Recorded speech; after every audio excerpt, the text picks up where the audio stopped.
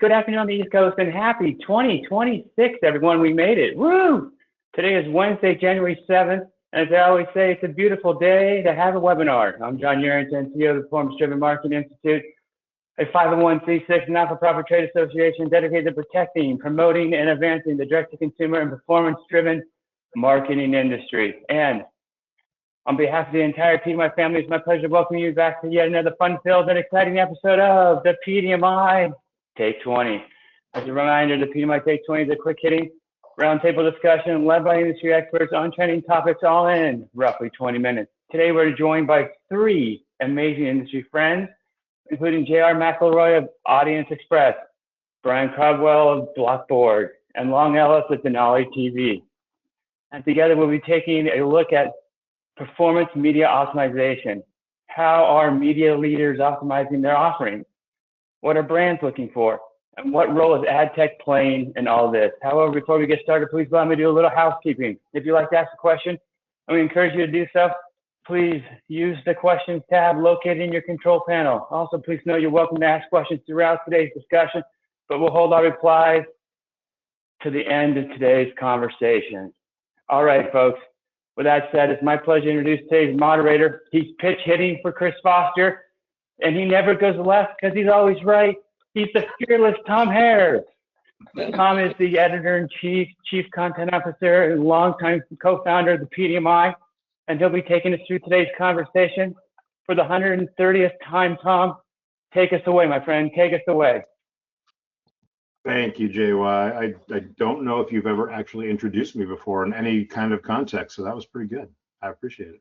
I am pinch hitting for Chris today, everybody, and he was unavoidably detained, unfortunately. And you know, new year, new starts, everything kind of gets going off to a rough start. I know a lot of our folks and friends are at CES now, and just from interacting this week. So we welcome all of you who are here. We welcome all of you who will be watching this on YouTube later once you get back to your desks. And we're excited to be here. We're here to talk a little bit about ad tech. The evolution of marketing channels is being driven by the yin and yang of consumer behavior and technology. And usually technology changes come first, then the behaviors adapt, and consumers intuitively expect more, so the technology adapts to what the users want, and around it goes. But for marketers, the technologies need to serve many purposes, be a tool for actual deployment and production of media, increase the optimization of operations and efficiencies for the team, and become a platform for measurement and analysis. So, which ad technologies are teams using? Which ones are delivering on the promises and purposes that professionals expect? What's needed? Where are the holes and opportunities in the market? Let's hear from these amazing experts, all of them from PDMI member companies, and let them share their insights. First off, I'm gonna have each of you do a quick introduction of yourself, and I'm looking at the screen, and I'm gonna go with Brian first, since he's in my upper left corner. Brian, please give us 30 seconds on yourself and your role at Blockboard. Yeah, thanks, Tom. My name is Brian Crowell. Just to stay with the theme of pinch hitting, I'm actually replacing Matt Lossoloff, who was supposed to be on the call. He's traveling back from CES today, so I'm taking his place. It's still January 7th, so I think I'm still within the acceptable window to wish everyone a Happy New Year. So Happy New Year to the panel and to all our friends and colleagues that are watching and listening. So. I'm Brian Crowell. You know, I think most people know Blockboard, but our main focus has been for a long time trying to eliminate fraud and waste and clean up the supply chain, restore trust, and provide transparency and accountability back into the digital ecosystem. You know, I sort of look at what we're trying to do as, you know, we're sort of pivoting a bit, right? You know, I think, you know, you kind of look at Blockboard and what we've done from sort of a pre and post verification using blockchain technology to eliminate the fraud and waste. I think if you look at that as sort of a solution and tool that a lot of advertisers have used that by the platform, you know, I see that shifting into more of Blockboard as infrastructure needed for better measurement, for fraud reduction, and driving better performance outcomes within the industry.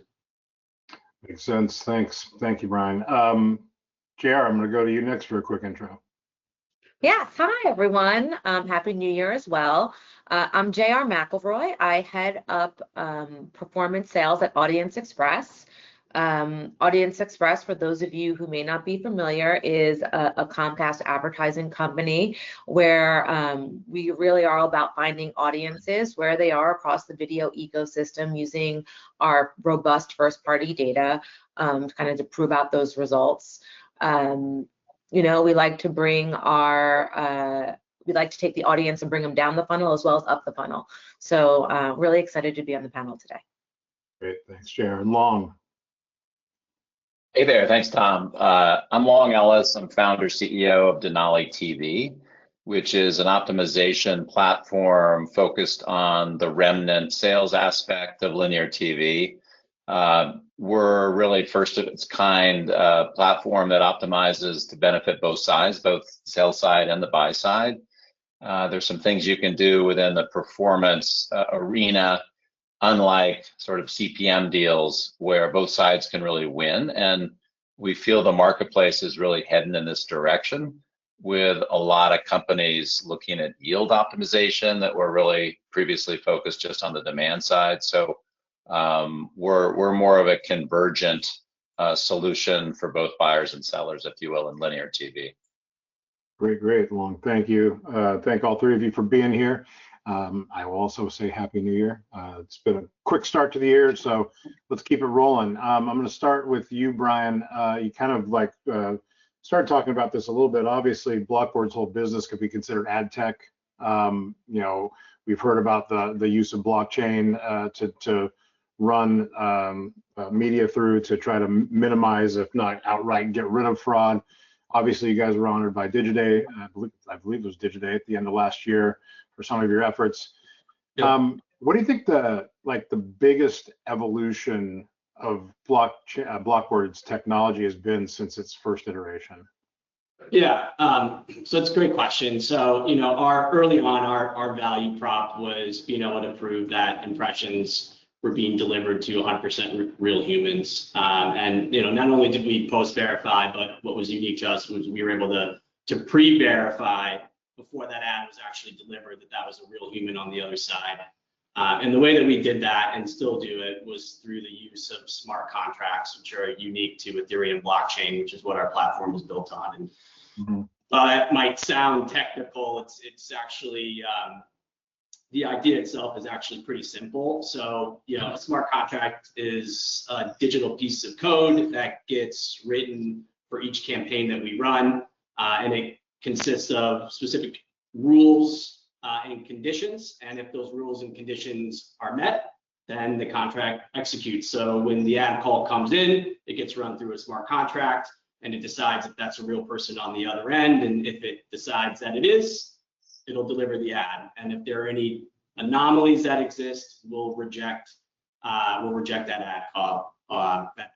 So you know, that was sort of the initial iteration, right, of how we leverage that technology, and again, still do. But to your point, you know, it has evolved, and I sort of mentioned in my opening where it's not just sort of a solution and tool, but it's really become the backbone of the infrastructure that we're now starting to build other things on top of, primarily how we're integrating AI into our performance and decision making. And just a quick little sidebar, I don't want to take a lot of time, but you know, this is my first one. I love watching these Take 20s. If I don't watch them live, I would like to go back and watch, watch them on record. And you know, I learned so much. And it was the last one, I think, maybe 2 or 3 weeks ago, right before the end of the year. And it was, I think, 7 words or less to sort of describe 2025. And what I found interesting about that one was that all of the panel guests made a very conscious effort to not say the words AI. And, you know, again, while it's taboo or it's overused or, you know, people just aren't ready for it, at Blockboard, we're leaning in very heavily on it. I think the industry is, you know, I'm hearing a lot about what's going on at CES. They're mentioning it.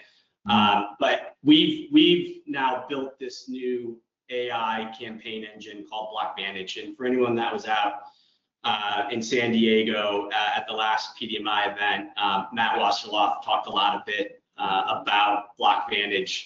And we're in beta now with a few clients. Our official launch is now January 26th. But for those that aren't familiar, essentially it's an engine platform where you go in and it's got a little search bar, almost looks like Google, and you type in your brand, you put in your URL, and you click go. And literally within a matter of seconds, you get an entire media plan that's customizable. And then from there, with a few extra clicks, you can actually execute that plan into an actual media campaign. And so this is where AI and blockchain work together and where they need each other and how our technology has evolved. So AI now drives the execution while blockchain ensures the transparency and the accountability.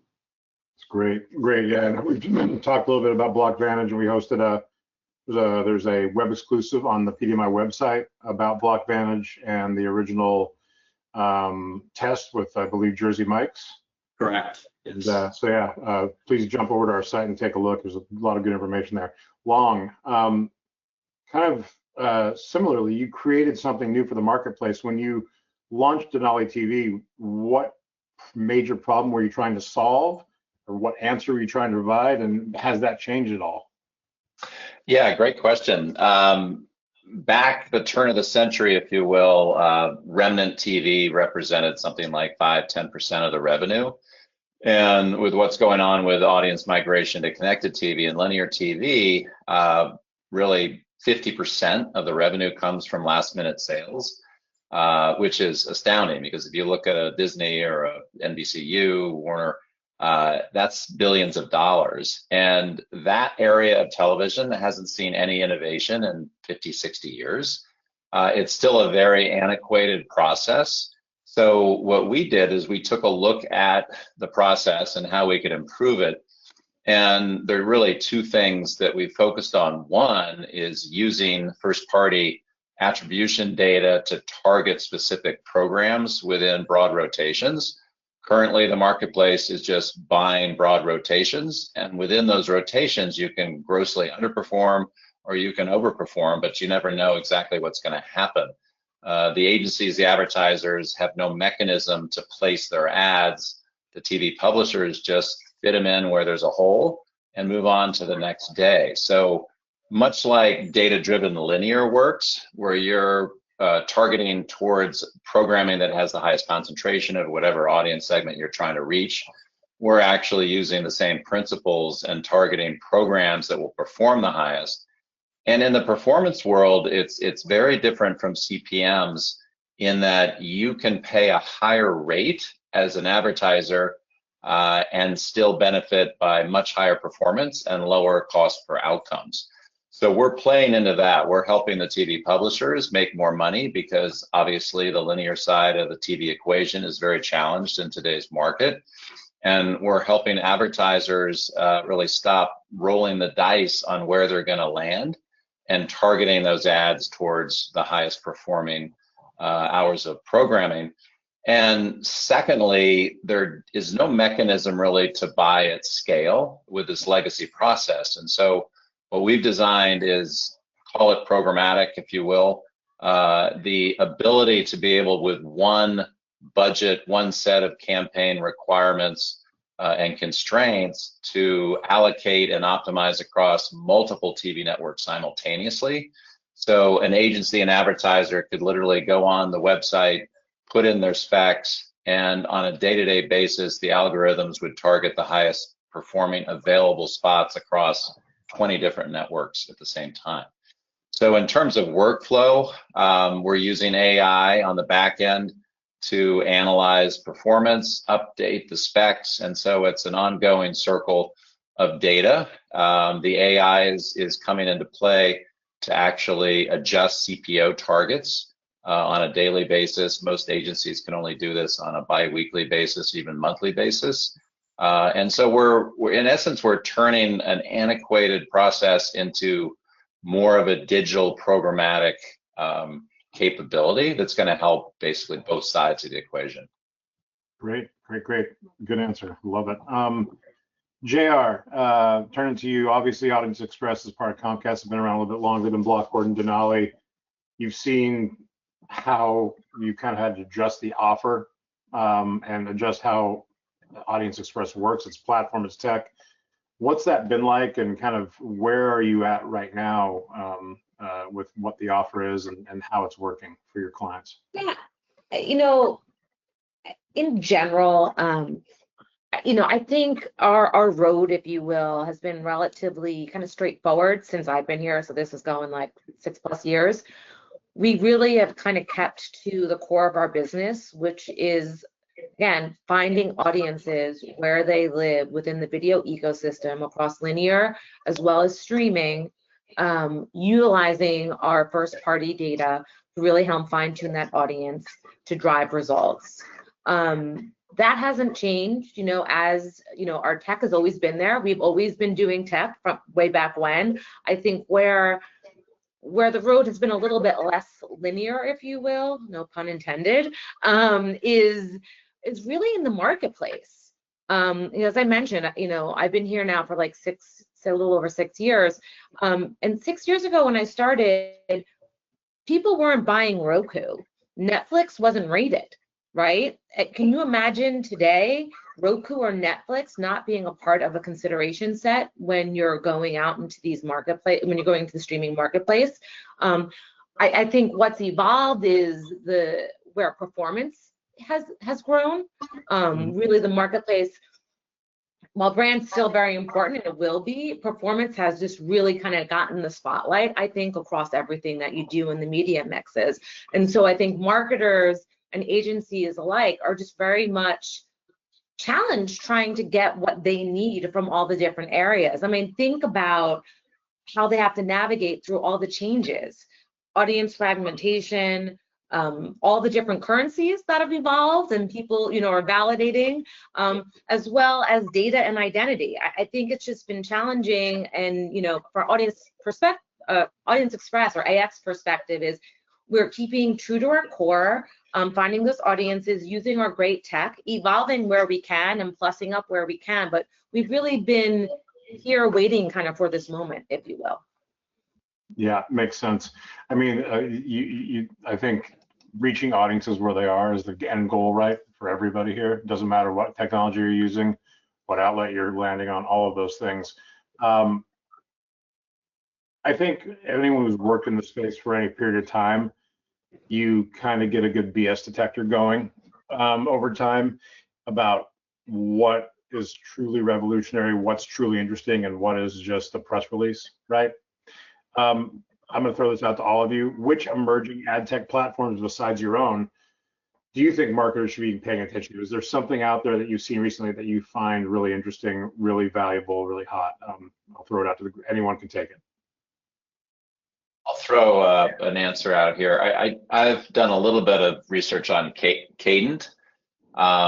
They were, I think, initially kind of a reseller, an aggregator, and then they went stealth and for a year, and we didn't hear much about them. And I just had a conversation with them the other day. I think they're doing some interesting things in that they're definitely focused on AI.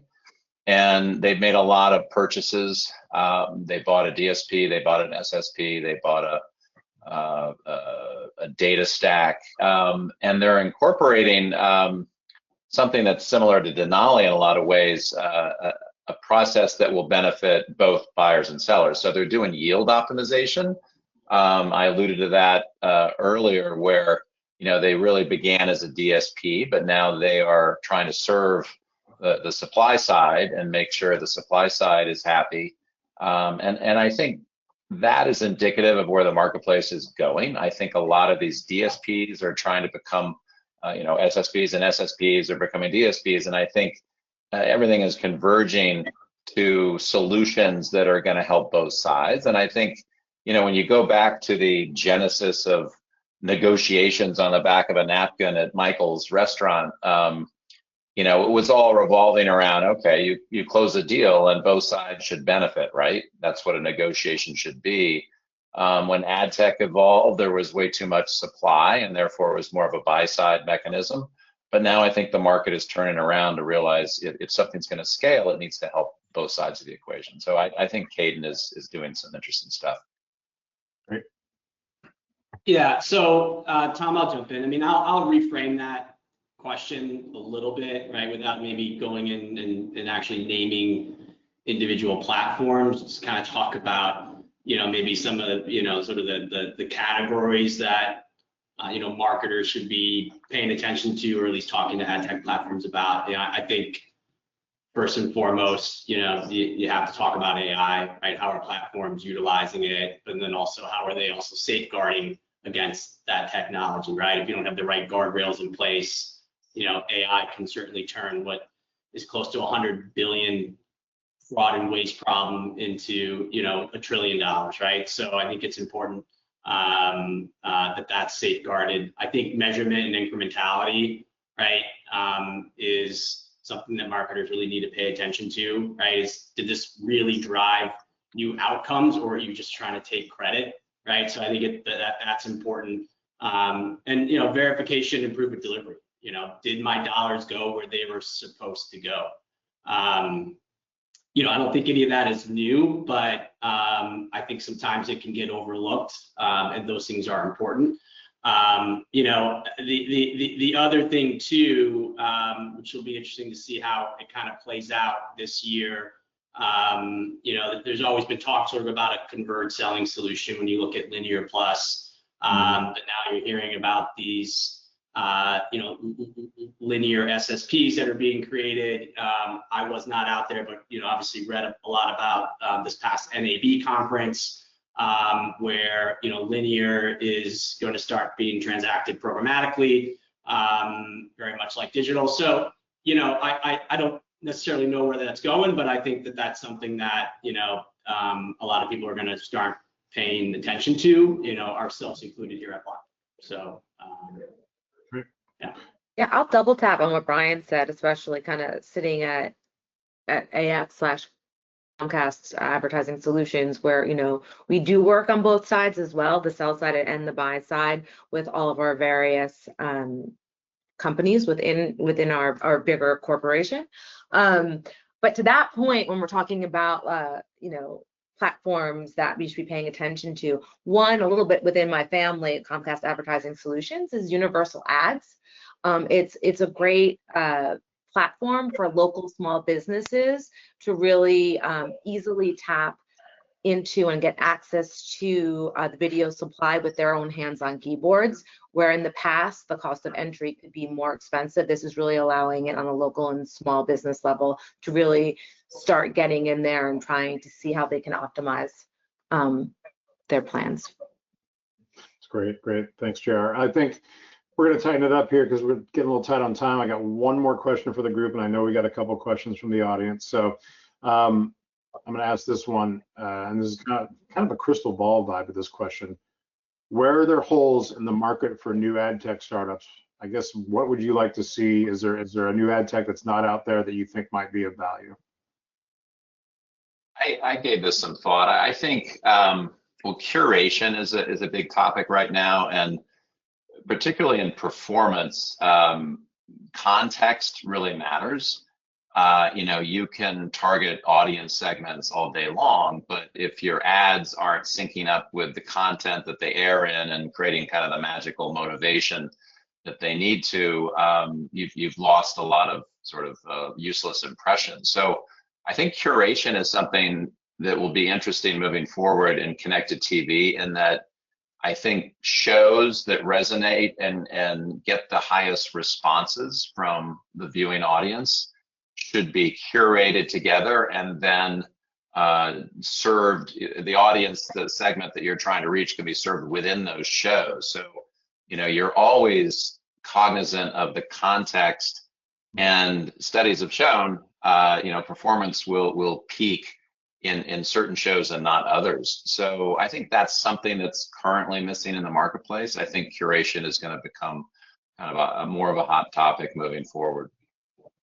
Yeah, I mean, I'll take a little bit more of like a macro approach on that. So I think, for any startups that are out there, I think the real big opportunity is to simplify, right, rather than add complexity. I think people that can explain and show and prove out performance easier are the ones that have real opportunity. Now, I was talking to a friend of mine, told him I was doing this panel, and he gave me this quote, which I told him I would use, which I thought was great, and it ties into this particular topic. But he said, the industry doesn't need more dashboards, it needs fewer arguments about what actually happened. And I love that. So if someone can figure that out, they'll be in good shape. Yeah. And agreeing with both, I think a hole that still needs to be worked on, and I think the industry is working towards it, is really revolving around data, understanding your data and identity. With all of the great tech that we do have, and all of this AI that's emerging, there's still a lot of problems within the identity space.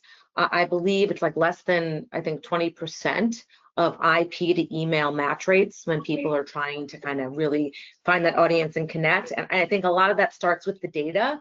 I know I'd spoken about this back in San Diego. It's about, clients' first party data hygiene. Where is that at? As well as working with partners that have great first party data that they can be confident with to make those matches. IPs are being used, but a lot of the times after 90 days, they're really not valid. And it's very hard for you to continue to reach that audience and get the result that you want when the data is not there. So I think those are still areas that need to be worked on. That's great. Well, thank you all. We're going to go bring JY back in for some audience questions. I know there's 2 or 3 here. John, have at it. Hey everyone, so I don't normally come back on screen for questions. We generally do voice of God, but it's a new year and we're going to do things a little differently this time around. So here's for some fun. Let's start with an easy one. Is automation improving optimization decisions or creating new blind spots?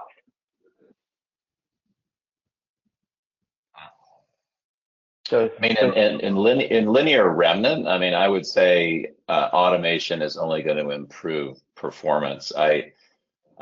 In linear, there's a lot more transparency into what you're buying historically. So I don't think there's kind of the inherent problem or challenge that CTV has been facing. But at least I don't think, I mean, it's only going to be a plus in terms of workflow efficiencies, being more strategic and doing a better job of maximizing performance for advertisers. I don't see it creating holes. Yeah, I mean, I agree. Speaking from just our platform alone, we do all of our cable buying via automation on the back end. So for us, that's, that helps us optimize, that allows us to be quicker, streamline it, and pass back more data and results in a good fashion. Yeah, I agree. I mean, I think, automation used in the right context can be very beneficial. All good news all the way around. Thank you guys, appreciate that. There's a lot of buzz this week about agentic AI on the buy and sell side. What are your thoughts about this technology, and how can it be best directed to be a positive for everyone along the value chain? I'll hop in here. I think when it comes to AI, I think it's really helping kind of clean up the pipes, making them stronger, faster, creating more stable outputs, which are leading to better outcomes.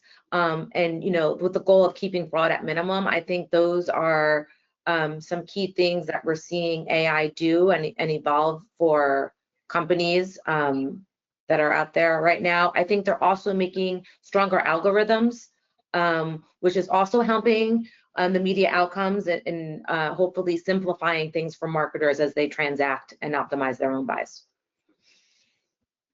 Yeah, and I mean, listen, for us, we're using it in a few different ways, from audience curation to smart bidding to optimization. But I think, for us is being able to lean in on Gen AI for real-time behavioral data points to curate specific audience segments so you can reach the right people in the right places at the right time, because ultimately, right, this is performance marketing, right? And those are the people that are going to go buy product, and you got to make sure that you're hitting them at the right time in the right places. I don't think Denali could have been built without AI. And I would say 9 months ago, I wasn't really thinking seriously about the benefits. It could be sort of an add-in later. And now I'm realizing that in terms of data ingest and using agentic AI and bringing in data from Mediaocean Core, third-party media companies, platforms, as well as from agencies, and also looking, in terms of performance, you've got to track the whole feedback loop, right? The attribution, and you've got to update your planning specs and your goals. And companies like, Horizon Media, they've created their own AI Blue platform, which is doing just that. I think, the best years of media are ahead, because a lot of this grunt work is going to be done by AI. Sadly, right? Media planning is probably going to disappear in terms of what it once was. But and then yield optimization on the sell side. Oh my God, AI has not really touched the surface yet. People optimizing their TV logs, the old-fashioned, waterfall, highest to second highest, third highest rate.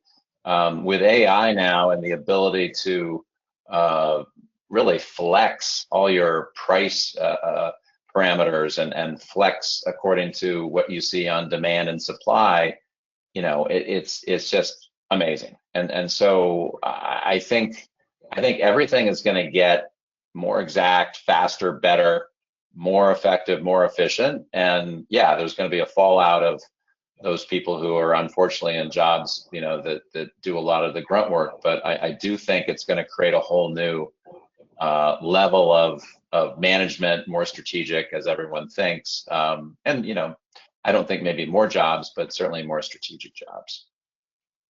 Great feedback, team. Thank you. Yeah, what I'm hearing from you guys is without AI, you're dead in the water. So if you're not using it, start using it. We do all this advertising and all this marketing for the consumer to, one, earn them, and two, keep them. So let's have a consumer question. Let's try to keep the responses brief, just because we've run a little long today. And then we'll wrap things up. How have changes in consumer behavior most impacted performance optimization today? I think. Yes. Go, JR, go, please. Yeah, really quickly, and keeping it very top line, I think that consumer behaviors have really made it challenging because of all the fragmentation and where people's attention is, where to reach that consumer. And it's more important now to really look at your overall marketing mix, see what makes sense, and to make sure you're reaching them where they need to do, and you can follow that consumer where they are, because it's a challenge out there. I think it's very fragmented, and I really think that I hear a lot more of clients talking about MMM and truly understanding it and where they need to be today than they did 5 years ago. Yeah, listen, I completely agree. I think these things have changed, right? It's basically an extension of every person. So, everyone's accessible 24 hours a day. And so, from a consumer behavior standpoint, I don't think you can sort of pigeonhole to say, okay, we're only going to reach these people at these times and these places. I think everyone is reachable at any point because they always have a phone in their hand. So I think if you can tap into that and be strategic about your approach, I think that's what's really changed. Yeah, and I totally agree with both of you. And also, I'm guilty of using my phone every time I watch TV. And the minute an ad comes on or something is boring, I'm just constantly scrolling away. So I think it speaks to the fact that the TV advertising has to be more powerful. It has to be stronger. It has to be more strategic. And I think that goes back to kind of context. You know, I think advertisers need to really think hard about where their ads are running, because I think that is going to maximize the impact of those ads. Well, phenomenal session today, guys. Really, really. Tom, JR, Brian, Long, great conversation. Thank you so much. I know we had a few pitch hitters today, but to me, this was a hell of a starting lineup, so thank you. Well, folks, I enjoyed today's conversation. I hope you enjoyed today's conversation as much as I did. Before we close out, I'd like to take a moment to invite you to join us for the next episode of PDMI Take 20, hosted Wednesday, January 21st at 11 a.m. or 2 Pacific or 2 p.m. Eastern. The calendar moves quickly. It'll be January 21st in the blink of an eye. Speaking of the calendar moving quickly and the being here in the blink of an eye, April 13th or April 15th in Miami, we'll be at the Eden Rock Hotel celebrating PDMI Spring Conference, PDMI East. Hope you can join us.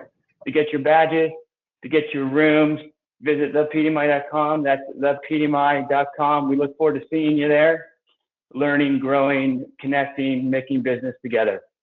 Finally, class is in session. I'd like to encourage each and every one of you to check out the PDMI's new university with 10 powerful courses.